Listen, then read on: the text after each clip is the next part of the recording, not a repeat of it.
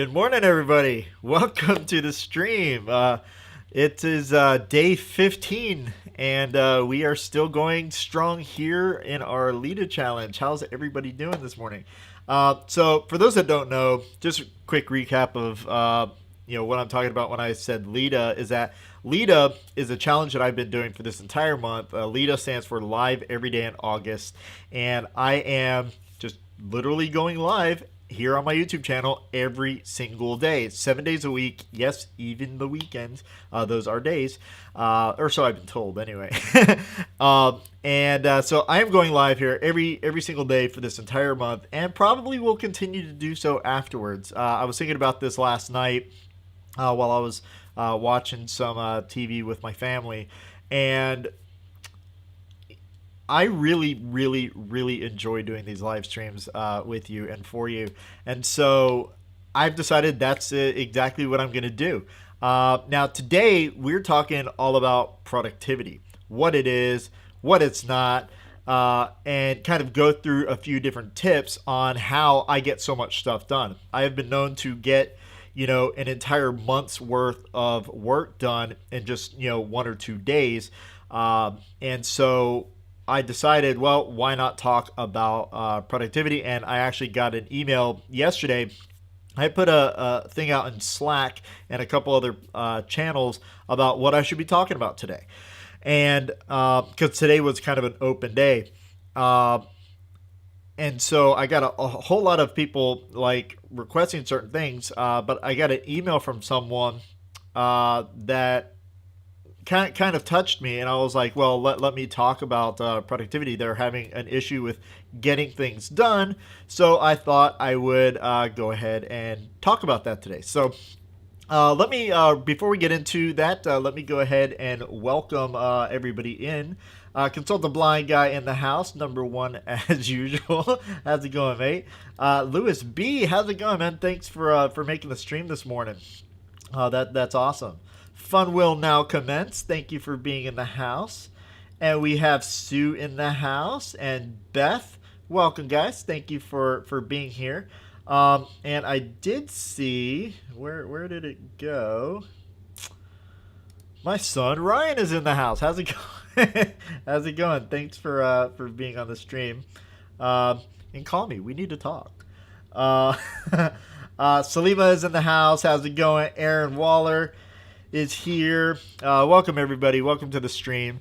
Now, one thing I wanted to do real quick before we get started was, for those that know Pat Flynn, over on his stream, he has a kind of an intro thing going on where, he's got the income stream song and everything.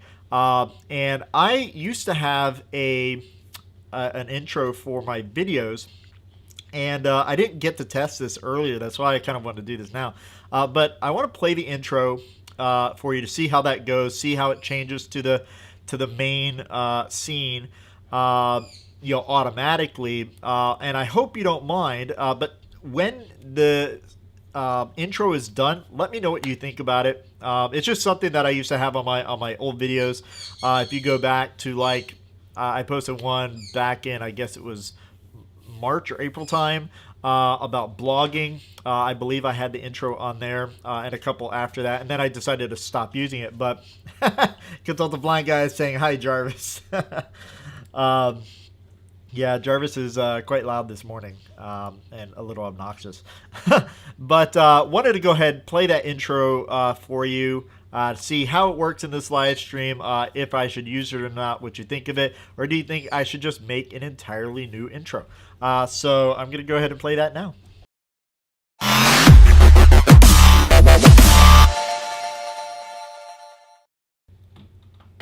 Hey, it seemed like it changed over. Everything went well. Tell me what you think about it in the chat. And whether I should keep it, whether I should use it for this live stream. Like with Pat, what he does is he talks. He welcomes everybody. He talks a little bit about what he's going to be talking about, and then he plays that intro that he has. And I was thinking about doing something the same, just kind of change things up a little bit. But let me know what you thought about it in the chat below. But today we are talking about productivity and just some tips. Give me 1 second, guys. My wife is heading out. Love you too, babe. See, this is like the super professional quality you get here, right? But Consult the Blind Guy is saying, nice but a bit fast. Yeah, I didn't want something that was like long and extended. But maybe that's what you guys want. I'm open to suggestions completely. Consult the Blind Guy is saying, Jarvis sounds like he just laughed at you. Yeah, he may have. Like, he laughs a lot. Beth is also saying, attention getting, yes, could be a bit longer. Okay, so you guys are liking, the long stuff. Okay, so I will consider changing that and making it a little bit longer. Maybe actually get some professional work done. I created that intro. Rhino Dog is saying it is a nice break for transition for segments. Yeah, definitely. Yeah, we'll see how it goes. I'll consider playing around with it, making it longer, possibly getting some pro level people creating something for me. So yeah. So before we get into what we're going to be discussing, let me go through just a couple announcements. I talked about all of these yesterday and the past couple of days. So number one is next Wednesday on the 19th, we are going to be doing an interview with 𝐁𝐄𝐒 from 𝐁𝐄𝐒 and Vlada House of Creators. These guys, known them for a while. I have gone through one of their courses, and we are actually going to be talking a lot about what that course entailed, and that is on Pinterest. How to use Pinterest for business. So you're going to start seeing things over on my Twitter and Instagram and so forth talking about this interview. I would highly, highly, highly appreciate you sharing it with other people, trying to get more people involved into these interviews. But it's gonna be epic. If you like the last one that I did a few days ago with Nick Nimmin on the 11th, then you're going to really enjoy this one as well. I have all of my questions planned out. I'm just that way. I like planning things, and it's going to be awesome. But the whole thing comes down to, I didn't know how to use Pinterest for business a while ago, even 6 months ago, right? And I knew kind of some basic stuff, and I utilized Pinterest for my personal reasons.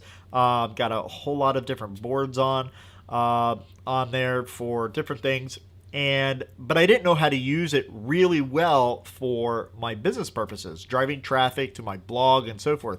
And 𝐁𝐄𝐒, introduced me to his course, and I went through his course, and I learned a lot about how to do things. So I thought it would be great to pick his brain about certain things that I've been wondering, as well as some more basic stuff, so that you get a full crash course on Pinterest and how to use it for your business and how to grow your business. I know a lot of people that are utilizing Pinterest to grow their blogs, and in, let's say, 6 months' time, right, a normal blog not utilizing Pinterest, a normal blog might be getting somewhere in the neighborhood of like 10,000 people per month coming in, whereas utilizing Pinterest, you may have 500,000 people in that same amount of time frame with the same amount of content. So Pinterest is definitely something really, really good to use, and we're going to talk about that. I am working with a couple of other people to trying to get them on the show. It's just trying to nail down an exact date. I am going to be having Pat Flynn on the show. Again, trying to work out a date. And then I will also be trying to get, again, just a date thing, to get my mentor and good friend Frank Kern on the show as well. So we'll see how all that goes. It will happen. It's just when. um, Next thing, I am working super diligently on the behind the scenes of my course. Yesterday, I was like restructuring a lot of stuff and playing around with the modules and stages, trying to make things flow a lot better. And what I'm trying to do is I'm trying to prepare for our beta launch this month. So I would really like to go live by the end of the month, and we'll see how that goes. So what I worked on yesterday. So this is a segment where I talk about things that I worked on personally in my business and in other businesses. That way you kind of get an idea of the things that I do. So yesterday, besides doing all the live streaming that I did yesterday, I also uploaded the Nick Nimmin interview to my podcast. So if you're into podcasts, go over to Spotify or iTunes or whatever. Check out my podcast. It's just Karma Cash Flow Podcast. And uploaded the Nick Nimmin podcast up there. At the same time, I'm also dealing with the transcription of the podcast interview of the interview, and I am using this this tool called HappyScribe, and you can go there. You can go to happyscribe.co to check it out. That's not an affiliate link or anything like that. I'm just testing it out, and it actually seems to be working really well. So what you're doing is you essentially upload a video or audio. I uploaded the audio, and it transcribes it out, and it does it speaker by speaker. So when I'm talking, it separates me from Nick. And from what I can see, I'm actually looking at it right now. It's actually quite accurate. It takes out a lot of the uhs and ums that I generally have. When I speak, I have a lot of verbal pauses. And it takes those out, which I really enjoy. And then you're able to, once you go through and you look at it, it corrects everything. You correct anything that's wrong. Then you can export it out in PDF or whatever. And that's what I've been working on. That's what I was working on yesterday. And I'm actually still working on the transcription today. And I'm going to take that transcription. I've already created a blog post for it, but I'm going to take that transcription and throw it up on my blog as well. So the second that it's done, I'm just going to copy and paste the text, throw it in there, and away I go. I also figured out what I was going to speak about today. That's another thing that I did yesterday. So, I was kind of lost at what I was going to talk about today, and I went out on a few different social channels and groups and so forth to find out what people were having problems with that they wanted me to speak about. And I got a lot of great ideas, which I'm going to be addressing during LEDA or afterwards as well. But because I got an email from someone that really concerned the issue of getting things done in productivity, I thought that's what I would do. So I did that. I created slides for a productivity presentation. So productivity is something that I used to go really deep into. And in fact, I used to go so deep that I created a book about my way of doing productivity. And, if you want to check out the book, if you have Kindle Unlimited, you can actually go to Karma Cash Flow. I don't know if you can see that. Yeah, there you go. karmacashflow.com/3x3.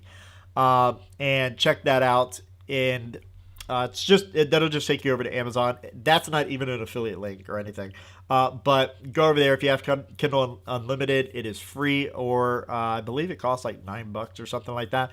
And it goes through all the step-by-step ways that I get things done.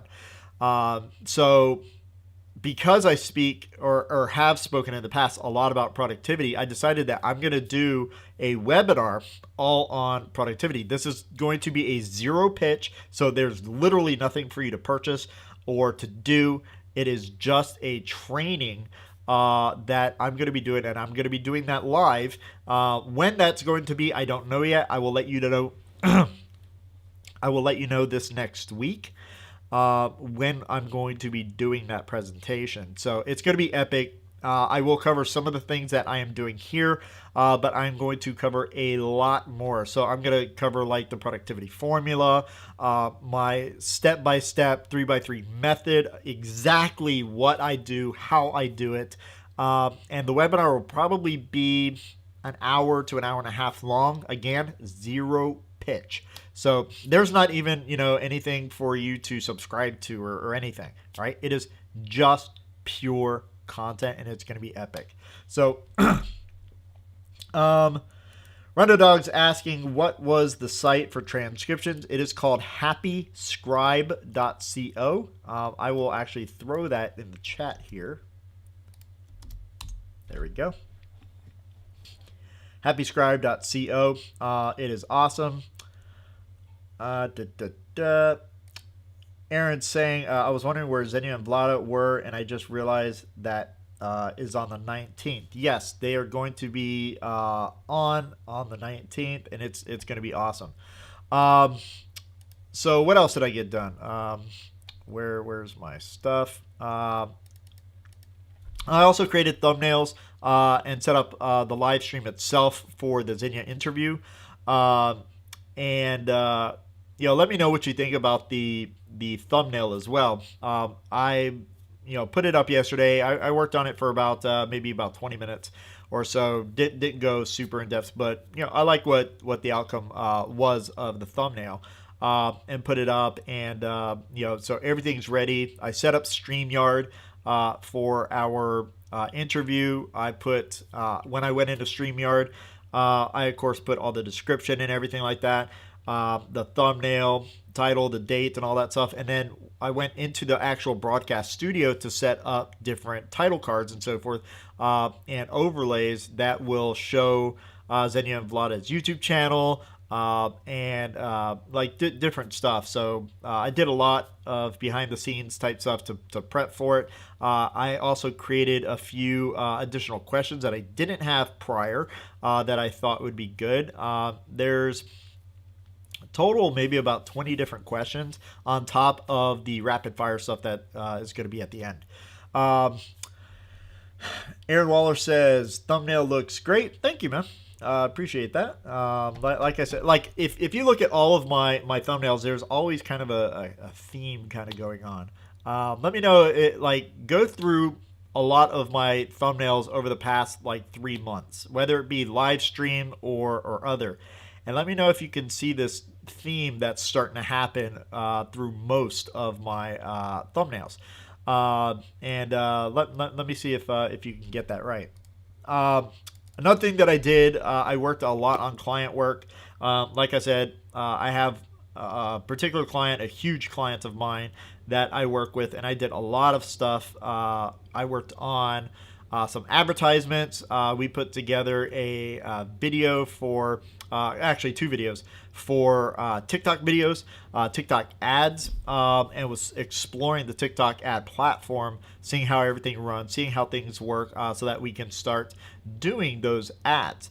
I also put together a multi-page pre-sale site that is going to, for the ads to drive the traffic and point to these multi-page pre-sale site. Put that together. It's 7 pages long. The pages are not super long, it's hitting on key points and really trying to change a person's belief structure on a certain key few topics. And I would say I'm going to say that this is probably one of the best multi-page pre-sale sites I think I've ever written. And it's just, it's always been a learning process. The more I do it, the more anybody does it, the better you get. And this one, I wrote it out, and I wrote it in pretty much one sitting. And what I did was I used Mac, so I used text edit, and I created multiple different windows, and I'd write, I just keep writing, but I would segment into each folder into each page, so that one page would be one of the pages of the multi-page pre-sale site, and then the next one, and then the next one, and so forth. And it was like 7, and it was actually brilliant. So again, did a lot of client work, and wrote just a ton of stuff. Created a few images, put a couple of videos that we have on those pages. I went into ConvertKit because we also use ConvertKit for them. I set up the form for it, the automations, the basic sequences that are going to come after they sign up for the multi-page pre-sale site, after they contact us, and then of course set it up so that it would drop into our normal welcome campaign. Yeah, so that's all the stuff that I worked on yesterday. After that, I went to the pool. We went to the pool we only went for an hour before we got asked to leave. We weren't doing anything crazy or anything like that. They needed to clean the pool and shock it and everything like that. Apparently, someone had an accident, and so we had to leave for the whole day.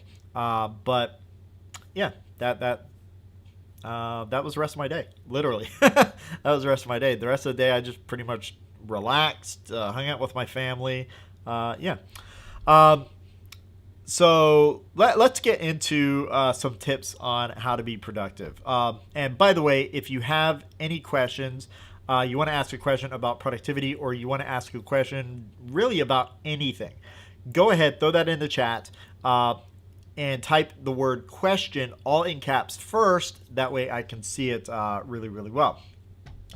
And here's an example, all right? Salim is asking, what are best tools you use for productivity? Thumbnail looks good. I will be going into that here in a second. Well, you know what? I'll just talk about it now. So the number one tool that I use for productivity is a application called Amazing Marvin, right? And you can go to karmacashflow.com/Marvin and check it out. It is absolutely awesome. It is completely customizable. There's so many different things and strategies that you can utilize with Amazing Marvin. And if you want, I will actually bring that up here. Give me 1 second. Hold on. I'm logged into my demo account, but I guess it doesn't matter. All right, so let me go ahead and share my screen here. All right, so here you see, is this, yeah, okay.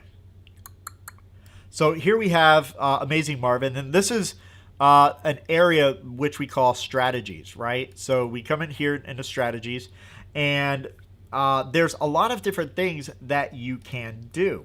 Let me add myself here. All right.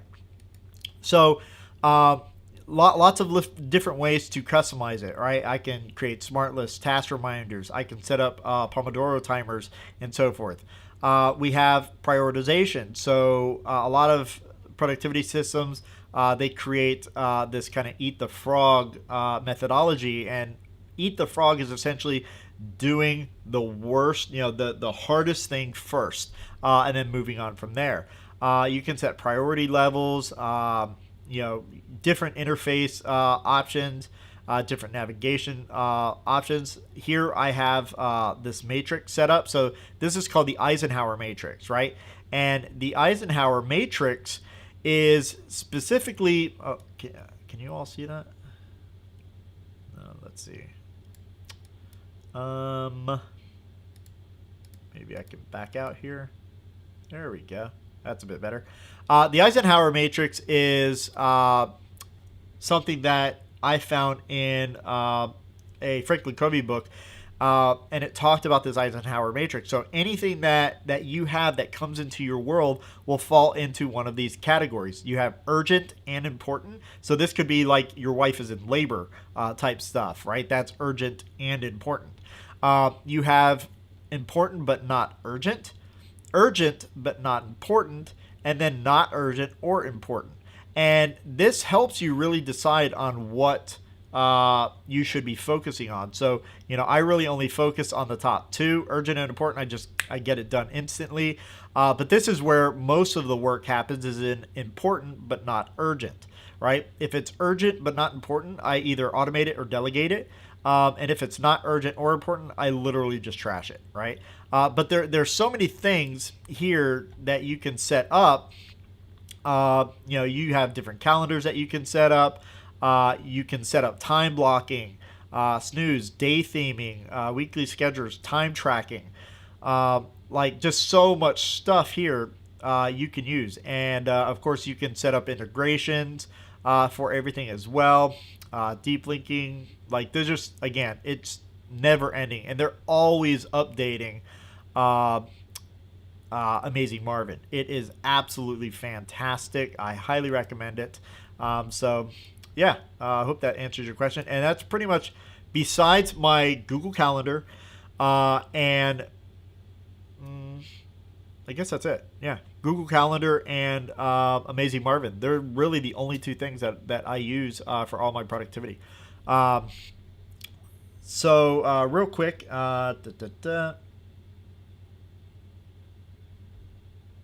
just looking through the chat here, I thought I saw another question, but it was not a question. Simply OBS here. How's it going? Thank you for being here. Today we're talking about productivity. So let's talk about some tips about productivity. So tip number one, all right, and this is probably one of the most important things, is stop multitasking, right?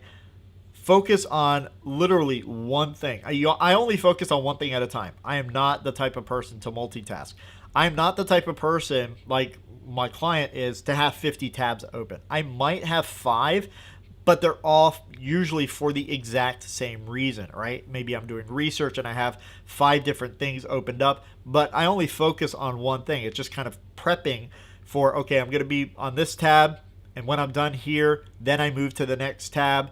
But I'm solidly focused, and that's one of the reasons that I'm able to get so much work done, is that I focus on one thing. I prioritize my day, and that, like, that first thing that's on my list, I just do that and focus on that and nothing else, right? I'm not doing that task. Let's say I'm writing an email, all right, for my email automation.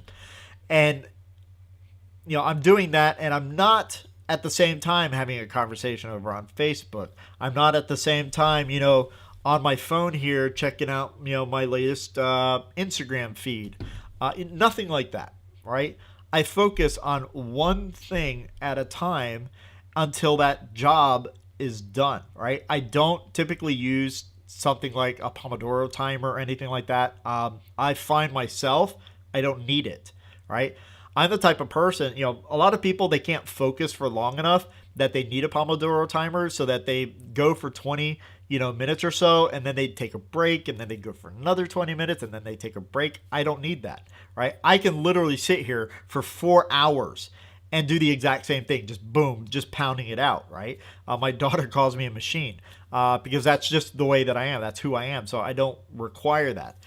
But I have in the past done things like multitasking, and I found out really, really, really, really quickly that it only hurts me in the long run. I don't get things done as much as I could, and I understood this by doing a reverse to-do list. So what a reverse to-do list is instead of putting things to do, I put things that I've already done, sometimes called a to-done list. And I realized that when I multitask, I only got a couple of things done. And when I solidly focus on one task at a time, I got an infinite amount of stuff done. It was like drastic night and day difference. So that's tip number one, is to stop multitasking, pick one thing to do, and just do that. All right. Tip number two, and these are not in order, by the way, so I didn't put any concentration on these. I just wrote them out. You can put them in any order that you want. Get rid of distractions. All right. So you will have, especially if you're working from home, especially during these times of the pandemic and lockdown and all this stuff, you might be at home working with your family around. You have to be able to minimize as many distractions as possible. For me, my daughter and wife are consistent distractions, so I put in a headset, and that is a sign of leave me alone. I may not even have anything in my headset playing, but I put them in, and that's kind of the sign to just leave me alone, don't talk to me, whatever. And I also learned, this is another part of getting rid of distractions, is learn to say no. So I've learned really, really quickly that, if I'm working and someone distracts me, maybe my daughter comes up and she asks me for something or do something, I literally will just say no. I may say no before something comes out of her mouth, right? I have my headset on. You need to leave me alone. I might ask, is this urgent, or is this super important? Is someone dying, right? And if she says no, then I say no instantly, right? And I get back to doing what I'm doing, because any amount of distractions that you have is going to elongate how long it takes to get a job done. You're going to fall out of focus, and the second that you fall out of focus, it's going to take a certain amount of time to get refocused on whatever it is that you're doing. So if I'm working on an email and I'm doing really well, I'm feeling the flow, I've got this flow going, and I'm just writing really well, and my daughter comes up and distracts me for even 5 seconds, right? And I say, no, I'm working on something, and I get back, I'm like, shoot, where was I? Right? And I sometimes I go back and I start, reading through my email again, trying to figure out where was I, and try to get back into the flow. So it takes me longer to accomplish that task simply because I got a single distraction. So like if you have an office at your house or at work, whatever, close the door, lock the door if you have to. Put a sign on the door that says, leave me alone, or if you enter, you're going to be put to work or something. Like at our last house, I had an actual office. Here, this is my living room. We're in this apartment temporarily until we deal with our house here in town. And here, I'm just in my living room. But at our other house, before we moved here to Texas and Florida, I had an actual office, and I had a sign on my door that pretty much said, leave me alone. And then underneath that, it said, if you disturb me, I'm going to put you to work. And the second that I put that sign on the door, no one bothered me because I knew for a fact I was going to put them to work.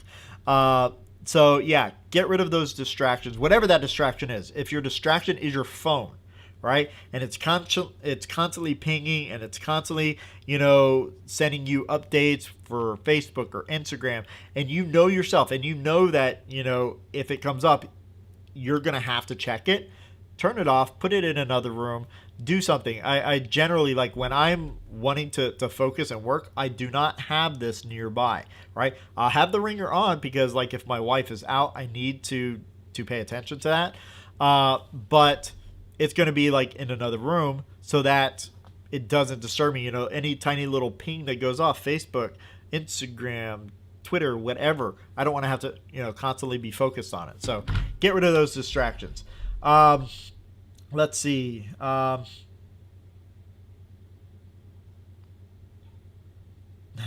the blind guy saying, sorry everyone, I'm listening at work as I work on a few things, keeping productive. You're multitasking, dude. You shouldn't be multitasking. I just talked about that. That is literally multitasking. If I multitask, it's going to be something like I'm listening to a podcast while I'm walking my dog. Right? I'm generally not going to be doing multiple things at once. Because if you're working and you're listening to something like a podcast or something, how can you focus on either? Real quick, guys, I have to go to the bathroom real quick. So I am going to put this little screen up, and I will be right back. So I apologize. Be right back.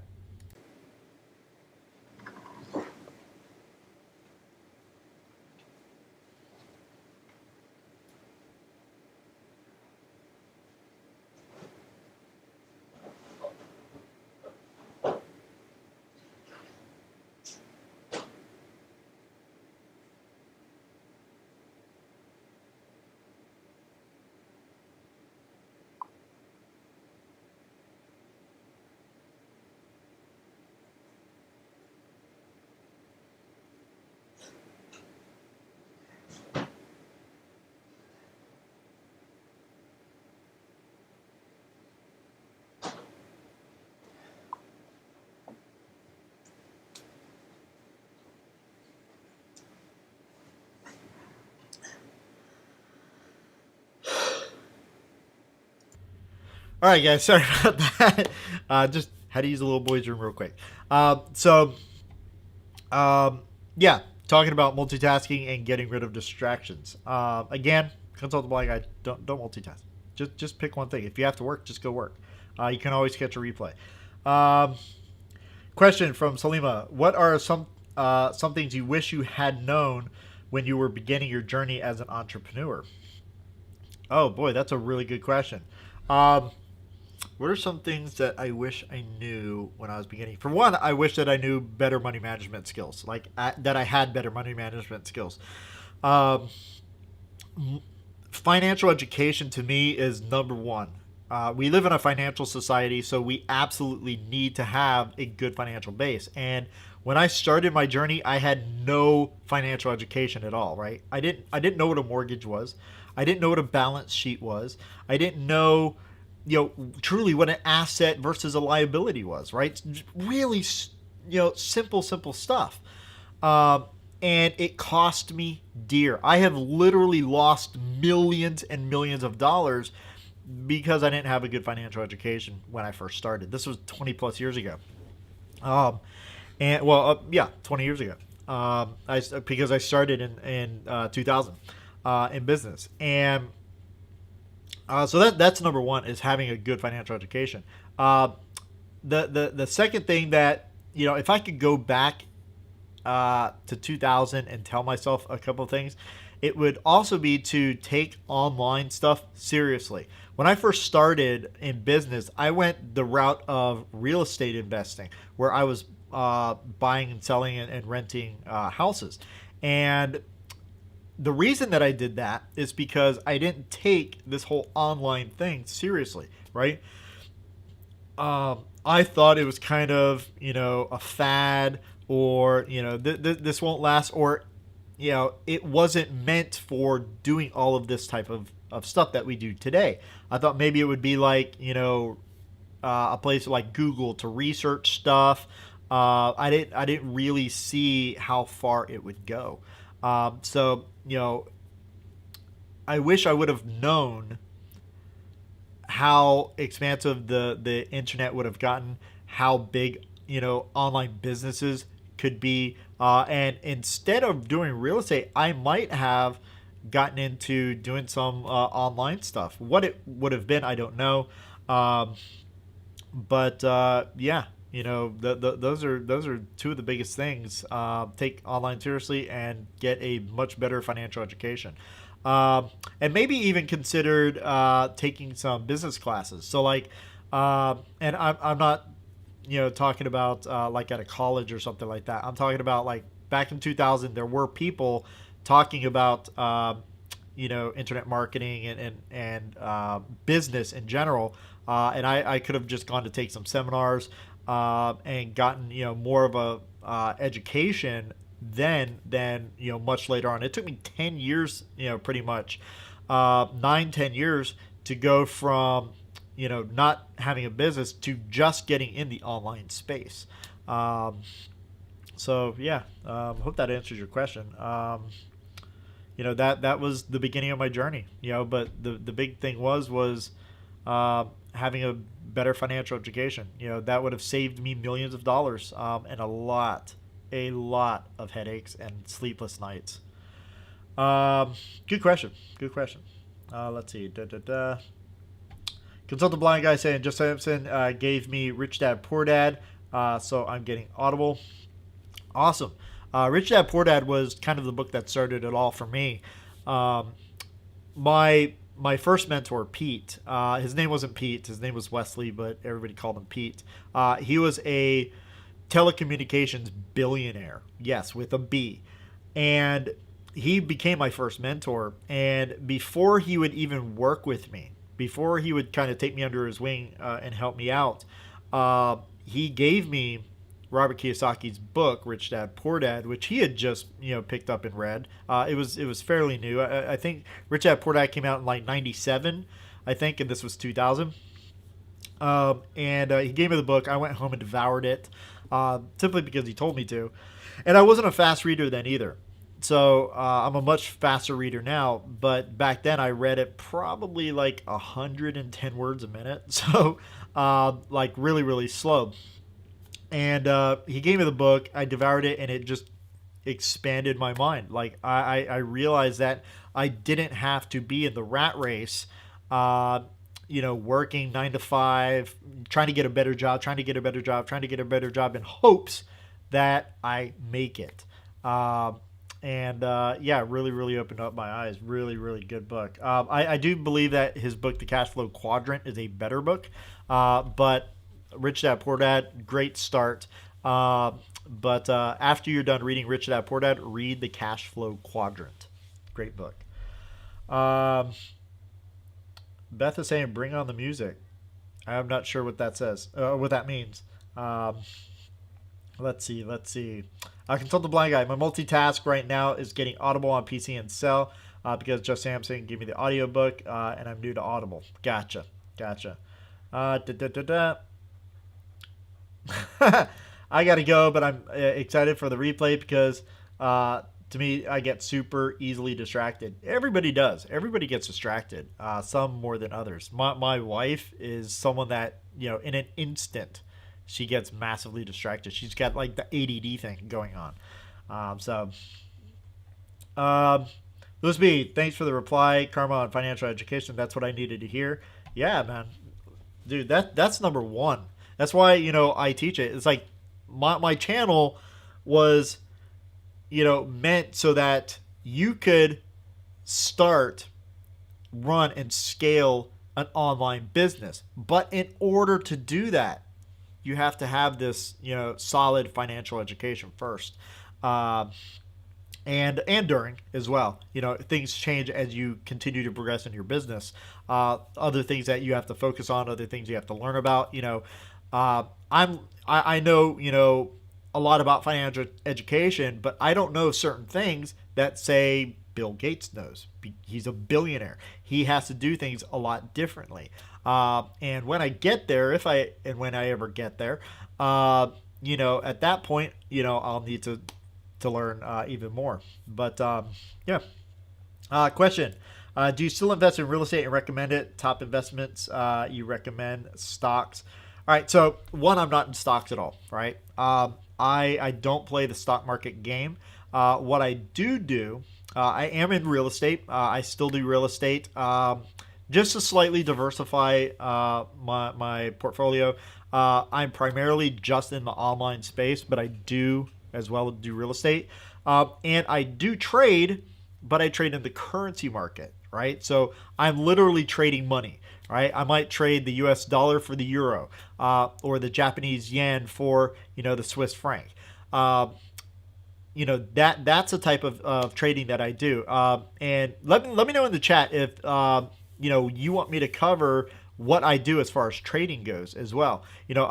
I don't really teach trading that much anymore. I used to teach a lot. That's one of the online businesses that I had, and we had a membership that people paid $397 per month just to be a part of, and we had over 1,000 members partake in our membership, and I made so much money in trading. It's insane. Think about having a return. My consistent annual return is over 400% ROI, right?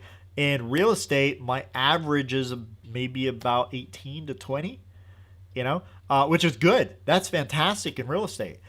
Sometimes it can be higher. Sometimes it's been 30, 40%, but average 18 to 20. And in 2015, I had my best year ever, right? I have not been able to duplicate that year, but it was an amazing year for me. And I just the percentage that I made on my money was 1,922%, right? So almost 2,000% return on my investments. And that's why I play the currency market. The stock market is super easily manipulated, and is manipulated all the time, one reason or another. Whereas currency is so big it can't be manipulated and influenced as much as the stock market can. Yes, it does happen, but it's rare, and it doesn't fluctuate as much as something like a stock would. So I do recommend getting into real estate investing at some point, but I mean, personally, I would focus on online business. That's why I teach online business and not real estate, is because I get a better return online on my money than I do in real estate. And it takes me a lot less effort. It takes me, less work. And I can generally get my return much faster online than I can in real estate. But to say that, let's massive hypothetically say that the internet just crashes. Boom, internet's gone. All my businesses gone. So I have real estate as a backup. All right. I own these properties, right? I own, I like dealing with mobile home parks and multifamily. I don't like dealing with houses. So I would buy a 300 to 500 unit apartment community. That's what I deal with, because that's real, and I'm going to own that even if the internet completely died. People always need a place to live, so real estate is a really good option. But I prefer online stuff. That's where I make most of my money, is online.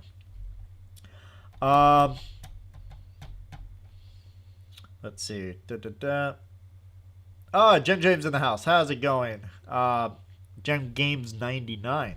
Forgot the 99 part.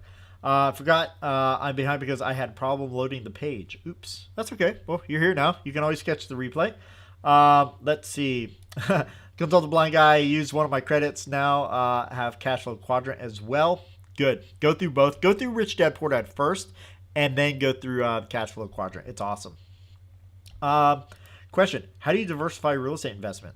I mean, for me, diversification in real estate is just, different types of commercial real estate. I don't get into residential anymore. I used to be in residential.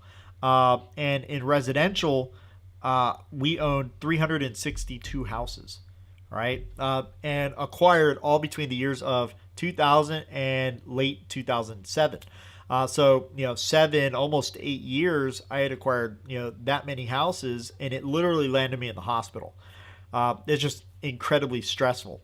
Whereas commercial real estate is not that way. So, I try to acquire multiple different types of commercial real estate. It might be multifamily. It might be mobile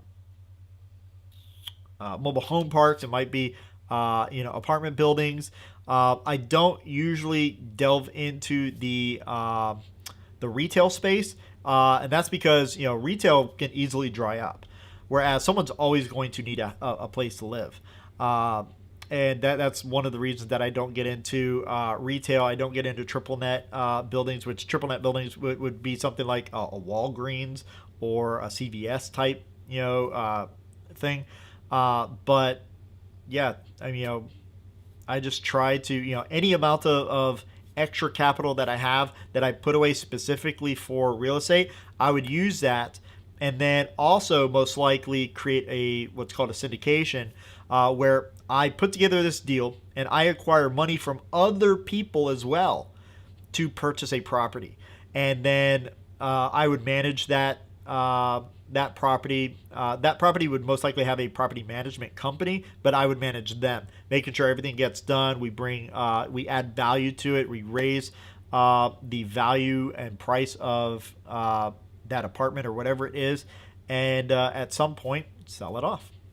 All the meanwhile making money on the front end, the middle, and the back end. So,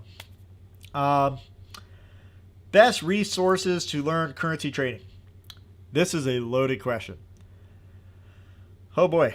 I could tell you my course that I have, but my course, if you wanted to purchase my course, because I don't want to teach it anymore, like I used to have six, is it 6 or 7? Maybe 6 courses. I'll just say 6, maybe more than that. Courses all on currency trading, taking you from fundamentals 101 to masterclass level, advanced, super high level stuff. And I used to sell each of my courses, especially my masterclass course, for $2,000 to $5,000, right?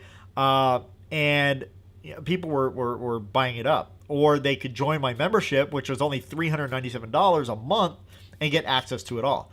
I do have it for sale. All of it, all rolled into one course.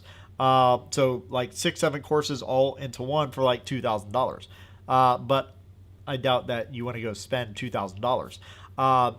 As far as like things that are free or low cost online, you have to be super, super careful. Forex, the currency trading world, is one of the most scammiest markets in the entire world, right? Everybody's trying to scam you. You might have someone that talks about trading, and they've made like maybe $100, $1,000 in trading, think that they know everything and want to teach you how to trade. And their system is flawed. It doesn't work when you back test it, when you forward test it, when you actually trade it, it doesn't actually work. There's only a few real strategies out there that I have found that work well, and that can make you a good return. But resources wise, there's really not that many, unfortunately. Like there's this site called Baby Pips, so that Baby Pips, PIPS, and .com. You can just Google it, Baby Pips, and learn kind of the basics about it. It's kind of like a blog. You just read through it, and maybe watch some brief videos on basic stuff. What a pip is, how the actually currency exchange market works, how to, because when we buy or sell currencies, we're doing one at the exact same time that we're doing the other. So I would be buying the US dollar, and at the same time I'm selling another currency, right? Or I'm buying another currency and selling the US dollar, or whatever. We're always doing one thing simultaneously. So if we're talking about the US dollar and the euro, I might be buying the US dollar and selling the euro, or buying the euro and selling the US dollar, all at the same time. That's the one transaction. And basic stuff like that you're going to learn from Baby Pips. That's okay. Their Forex Army, kind of okay. And just a few super simple resources to learn super basic stuff. Almost any YouTube video that you watch where a person's teaching you a strategy or tactic or whatever, take it with a huge grain of salt. I guarantee you will lose your shirt on most of these things. 99% of the stuff that I see out there is a nightmare, an utter nightmare, and you don't want to deal with it. So you really have to be careful. So I can't really give you that many resources, but yeah, if you want me to do a live stream on how I trade and the strategies that I use, I'll go ahead and do that for you all. But yeah, just let me know. Consult the Blind Guy is asking, which of Pat's books should I get first on Audible? Man, that's a good question. I love his book, Superfans. I really do. I have all of his books over there on my bookcase, but Superfans is probably my #1 favorite book of Pat's. I mean, they're all good. They're just all different. Will It Fly? Good. Let Go? Good. But Superfans. I would really choose Superfans first. I have the book. And I have the book signed by Pat too.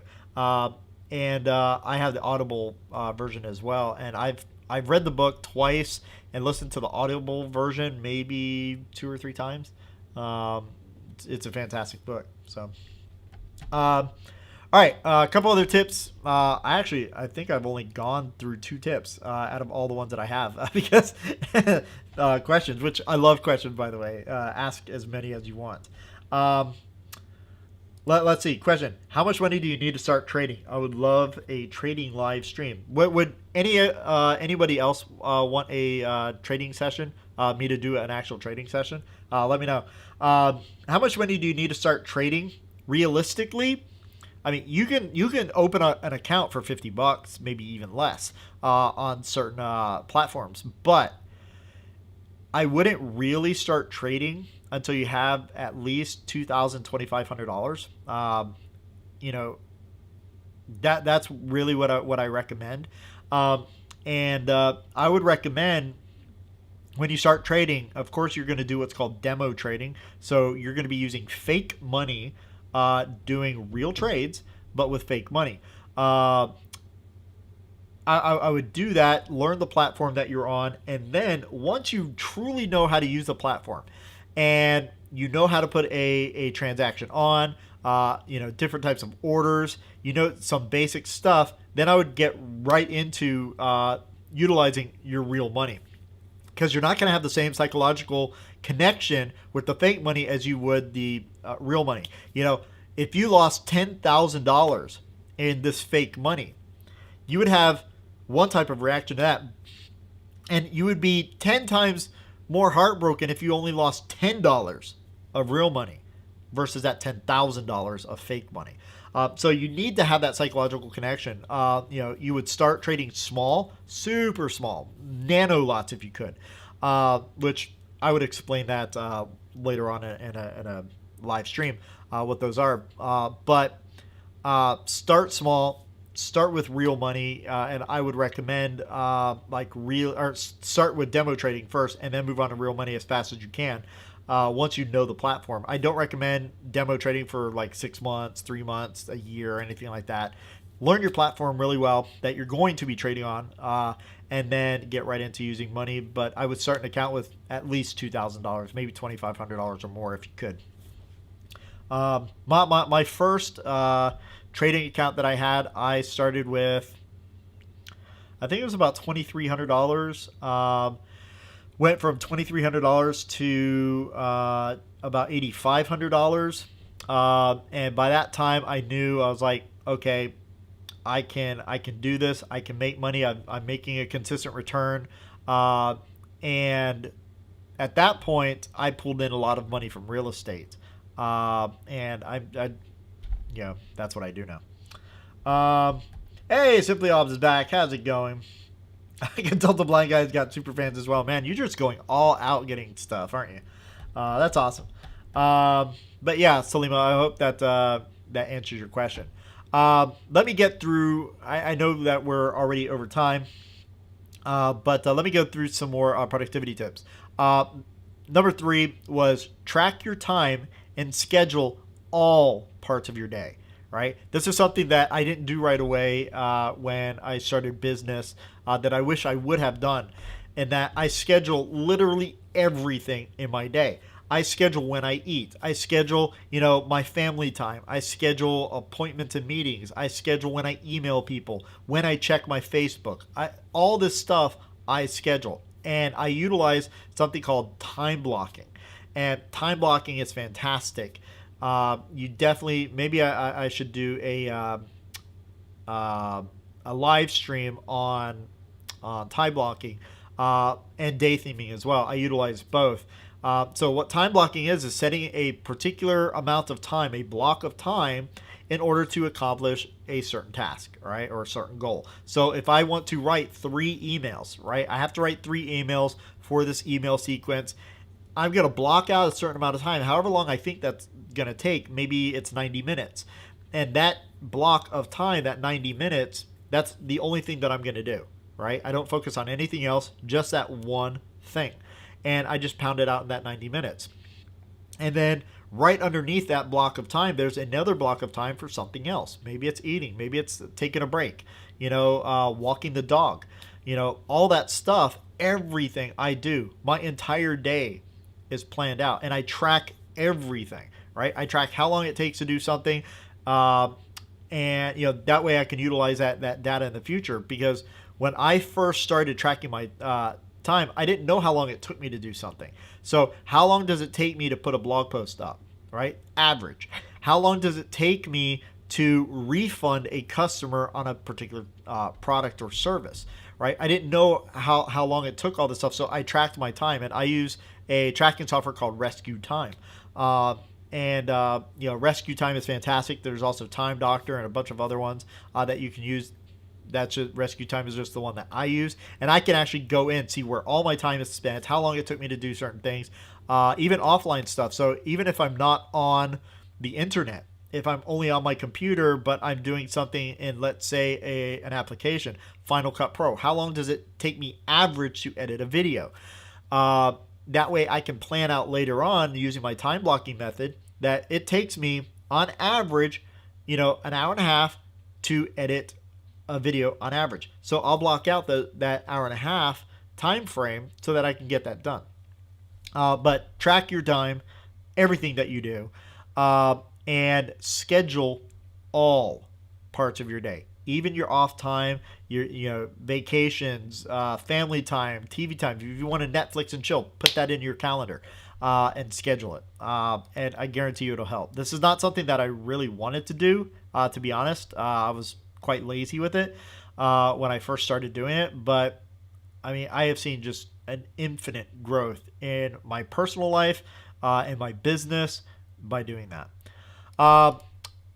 Next tip, plan for 90 days, not a year, right? A lot of the time, people like to, think, well, I'm going to plan out my next 12 months. So in December, I'm going to plan out my next 12 months. And this is the same thing that I used to do as well. In December, between December 15th and December 30th, so roughly 2 weeks time, I would plan out my entire next year, everything. And I don't do that anymore. And I don't think that it's very realistic. It's kind of like a lagging indicator. And I'll explain what lagging indicators and leading indicators are at another time. But, I might say in December, this next year, I want to get this accomplished, right? And it's just kind of an overall goal, right? But I'm not really planning details, right? I might say that in 2021, I want to hit 100,000 subscribers on YouTube, right? That's my overall arching goal, right? But I don't plan that, right? I plan in 90-day increments, 90-day blocks, right? And every day for me is a week, right? So that's the way I think about it. And a week is a month. So that, I have this 90-day period, and I can focus all on that. If you look at car, sales, and really any kind of sales job, what do? At the end of the year, they start cramming to try and make those sales, right? Because the rest of the year, they're slacking, right? Or at the, during the month, a car lot, during the month, car salesmen are kind of slacking, and then they really ramp up toward the end because they know they have to hit a deadline, a goal, right? So I'm taking that year, and if I'm planning out an entire year, I'm going to slack really throughout most of that, and then really start slamming out the last 2 or 3 months, right? But if my goal is only 90 days, right, I get 10 times more accomplished in 90 days. Hey, Jarvis. Than I would if I got, an entire year, planned. And I realized this one year, I think it was 2016, that I read the book, what was it, 12-week year or something like that. And I was blown away. I was like, oh, wow, this kind of changes my perspective on things. And I found that in the first 90 days, I got more accomplished in that 90 days than I did the entire year before, right? So I always plan for 90 days. Like I have no plan for the 90 days after that. When it gets, toward the end of the 90 days, then I plan the next 90 days. And then I plan the next 90 days, toward the end of that one, and so forth. So that I'm constantly super focused. I'm constantly, really focusing on what I should be doing. If I have a plan for launching a product, right? Uh, I say I want to get this product done next year. This next year, I I want to shorten that time frame. So I hope that makes sense. It made sense in my head. um, Laugh out loud, Jarvis. Yeah, he's kind of I don't know what he's doing. He's probably playing around. Uh, Next one is concentrate on leading indicators versus lagging indicators. So lagging indicators are like financial. It could be financial indicators such as revenues or profits or something like that. So a lagging indicator could be I want to make $100,000 next year, right? That is a lagging indicator. And lagging indicators are kind of the end result of activities that we do. And they are only known at the end of that time frame, right? I don't know if I've hit that goal yet until the end of it, right? A leading indicator is something that it's harder to measure, but it's easy to influence. So give you an example of a leading indicator. Love that birdie's funny. Yeah, I should bring him out at some point. I don't know. But leading indicator could be something like outbound phone calls, right? How many outbound phone calls do I make today, right? That can be, kind of measured, but it can be influenced. If I need to get 100 calls a day done, and today I only, was able to do 85, I can adjust that for tomorrow. And, I can make all these adjustments quite quickly in order to be able to hit that lagging indicator, that goal, that overarching goal, right? So focus on leading indicators versus the lagging indicators. Don't focus on, that 100,000 subscribers, right? I need to focus on popping out as many quality videos as possible. So, me publishing on a daily basis, weekly basis, whatever, that would be more of what I need to focus on versus I need to focus on acquiring 100,000 subscribers. Does that make sense? Give yourself a deadline, right? And what I mean specifically for this is on a day-to-day basis, right? I have on my schedule to end work at 6 o'clock. Right, so I wake up 5:30, 6 o'clock in the morning, and I work until 6 o'clock at night. And I give myself a specific time to stop so that I don't just keep going and going and going, because I will go to like 1, 2 o'clock in the morning. But I realize I don't get as much done. Whereas if I give myself a deadline, I get whatever I was supposed to get done because I have no choice, right? It's something that's called Parkinson's Law. Parkinson's Law states that the amount of time that you're given is the amount of time it's going to take you to actually do that task, right? So if let's say you work for me and I say you have this particular task to do and you have 3 months to get it done. How long is it going to take you to get that job done? All right? 3 months. Right? It's going to take you 3 months in order to get that done because that's what I gave you. But we reset. All right? I give you the exact same task and I say, you have 2 weeks to get this task done. How long is it going to take you to get done? 2 weeks. Same task. One, took 3 months to do. The other took 2 weeks to do. And it's because that's the amount of time that you were given. Right? So the amount of time that you give yourself to work on things, it compresses the need for getting that done, and so that you get it done much, much quicker. So, I focus on what I'm supposed to do because I have a deadline that I have to meet every single day. Another productivity kind of hack is changing locations. This is something that really works for my writing.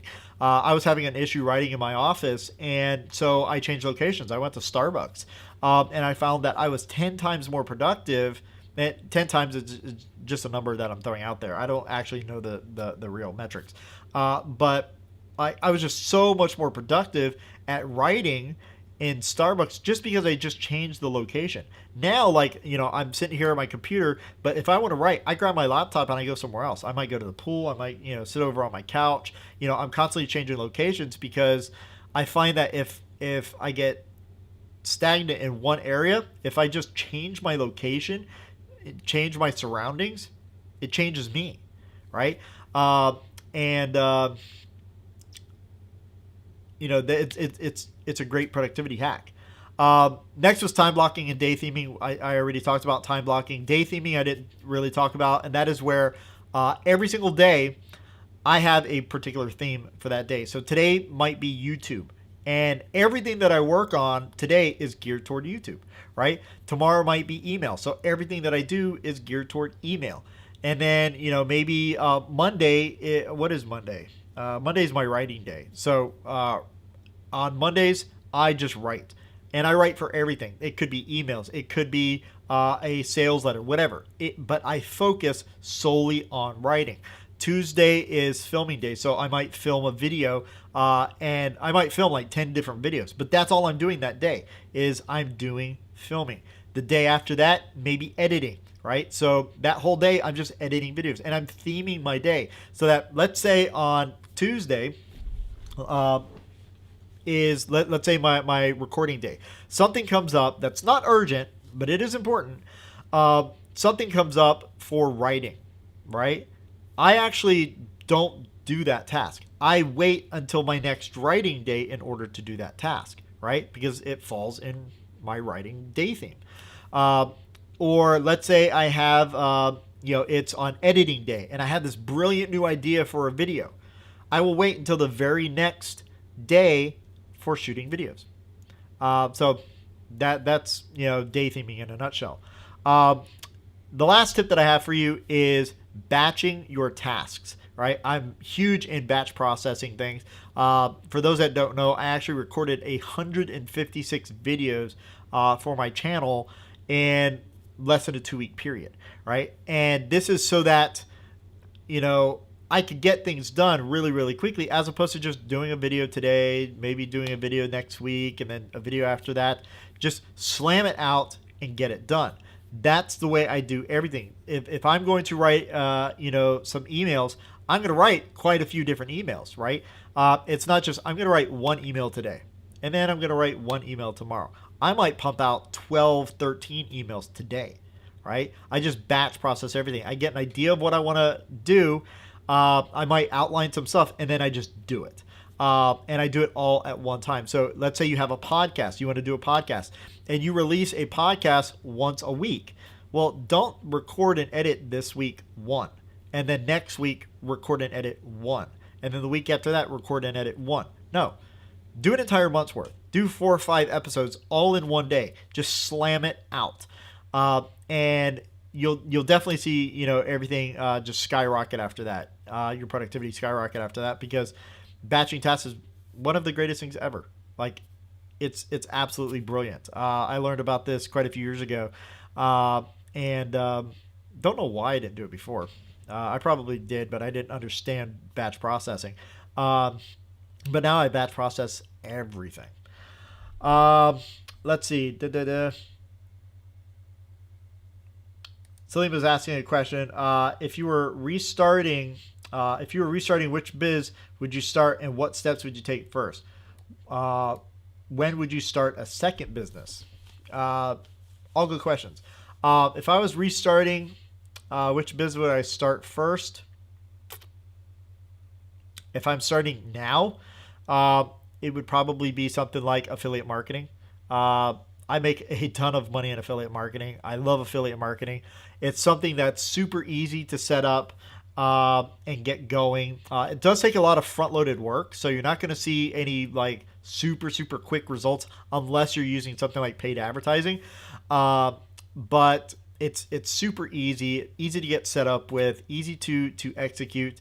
It does take work though. It does take work. It's easy, but it's simple, but it's not easy. I guess that's a better way to say that. When would I start a second business? When my first business is running super smoothly and is running without me having to be directly involved for most things, right? So let's say an affiliate marketing business, I've got 3, 4, 5 different affiliate marketing bridge pages or whatever that I've set up, done, and that's making me consistent money, and I don't really have to do anything else with those, right? It's making more than enough money for me to live my life. At that point, maybe I'd go ahead and start something else, or maybe I'd continue to make that grow even bigger. you know. So for me, creating another business only happens when it pretty much is self-sufficient, right? When it can run itself, then I might go and start something else. Until that point, I'm just going to keep focusing on that one thing, growing it and growing it and growing it until that happens. So let's see. Just kind of scrolling through here. Another question from Salima. Best resources to learn copywriting. Ton of books out there on copywriting, but a good resource, something like online. Look up Gary Halbert newsletter, right? GaryHalbertNewsletter.com or something like that. Gary Halbert was one of the greatest copywriters ever to have lived, and a lot of his newsletters are there for free. Not all of them, but I would say a good majority of them are up on that site for free that you can read, print off, download, whatever. And one thing I would recommend doing, you don't have to do it, but one thing I would recommend doing is print off one newsletter, read it maybe 2 or 3 times, and then handwrite it out, right? This is a step everybody wants to forget about, right? Handwrite it out. Handwriting it out kind of puts it into your real memory, and you really figure things out when you're writing things. A particular framework that he's using for this, you may read it a dozen times and it may not click with you, but you write it out and you're like, oh, I see what he did there. He put this here because of this, and he did this because of that. And it's really interesting. And like every single newsletter that you see on that site, I have handwritten out more than once, right? Some 2 or 3 times, at least 2 times. Some 5 or 6 times. He did it's not on the site. I have a personal copy of it, but he wrote this newsletter, and it went through a whole bunch of different headlines that he wrote that were just killing it. And I hand wrote each one of those at least a dozen times, like the actual headlines, at least a dozen times, each one of them, so that I kind of dig it into my core, into my memory, so that if I want to go and make a headline, write a headline, I have all that instilled. So don't forget that step. And then pick up a couple of books. There's some really good books out there. Breakthrough Advertising is a fantastic book. What was the other one?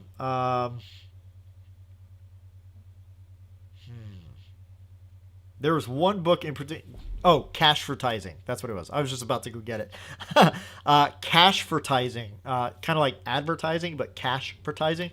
Also a fantastic book on copy. So, yeah, those are just a couple of good, valuable resources.